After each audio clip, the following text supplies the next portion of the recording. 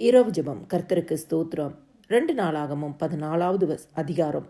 ஆசா தன் தேவனாகிய கர்த்தரை நோக்கி கூப்பிட்டு, கர்த்தாவே, பலன் உள்ளவனாகிலும் பலன் அற்றவனாகிலும் உதவி செய்வது உமக்கு லேசான காரியம். எங்கள் தேவனாகிய கர்த்தாவே, எங்களுக்கு துணை நில்லும்.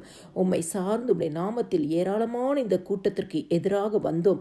கர்த்தாவே, நீர் எங்கள் தேவன், மனுஷன் உம்மை மேற்கொள்ள விடாதேயும் என்றான். கர்த்தர் கொடுத்த நல்ல வார்த்தைகளுக்காய் கர்த்தருக்கு நன்றி செலுத்துவோமாக. எங்களை நேசிக்கிற நல்ல இயேசுவே, இந்த நாள் முழுவதும் உம்முடைய சமூகம் எங்கள் முன்பாக கடந்து போனதற்காய் நன்றி செலுத்துகிறோம் அப்பா. உம்முடைய மகிமையின் பிரசனம் எங்களை காத்ததற்காய் நன்றி செலுத்துகிறோம் அப்பா. இந்த நாளிலும் நீர் எங்கள் வலப்பக்கத்தில் இருந்தபடினால் நாங்கள் அசைக்கப்படாதபடி இருந்ததற்காய் நன்றி செலுத்துகிறோம் ஆண்டவரே.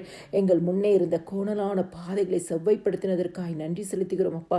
இந்த நாள் முழுவதும் உடைய அன்பின் கரங்களுக்காய் நன்றி செலுத்துகிறோம்.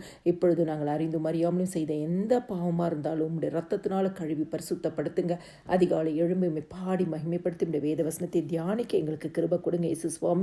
ஆண்டவரே, இந்த வசனத்தின் வழியாக கர்த்தர் ஒவ்வொரு குடும்பங்களையும் நீங்கள் ஆசீர்வதிங்கப்பா. மனுஷன் குடும்பத்தின் மேல் மேற்கொள்ளாதபடிக்கு எல்லா மனுஷனுடைய ஆண்டவரே ஸ்தோத்திரம்பா, தூய்மையான காரியங்களுக்கு குடும்பங்களை விலக்கி விடுவித்து பாதுகாத்து கொள்ளுங்க. ஆசா ஜெபித்தது போல மனுஷன் உண்மை மேற்கொள்ள விடாதியும் என்று சொன்னது போல 13வது வசனத்தில் திரும்ப பலம் கொள்ளாதபடிக்கு மனிதர்கள் முறிந்து விழுந்தார்கள்.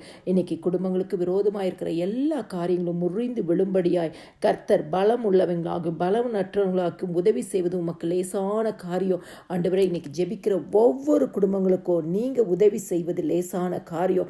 எந்த சூழ்நிலை நெருக்கப்பட்டிருக்காங்களோ அதுல கர்த்தர் ஒரு விடுதலையை கொடுப்பீராக. எந்த சூழ்நிலை போராடி கொண்டு இருக்கிறாங்களோ அதுல கர்த்தர் ஒரு விடுதலையை கொடுப்பீராக. எந்த காரியத்திற்காக ஜெபித்து கொண்டிருக்கிறாங்களோ அந்த ஜெபத்திற்கு பதில் கொடுப்பீராக. உதவி செய்வது உமக்கு லேசான காரியம் அப்பா. நீர் எல்லாவற்றையும் பொறுப்படுத்தி ஒவ்வொரு ஜெபிக்கிற குடும்பங்களையும் ஆசீர்வதிப்பதற்காய் நன்றி செலுத்துகிறோம். சகல துதி கன மகிமை எல்லாமே ஆண்டவராகிய இயேசு கிறிஸ்து ஒருவருக்கே செலுத்துகிறேன். ஆமேன்.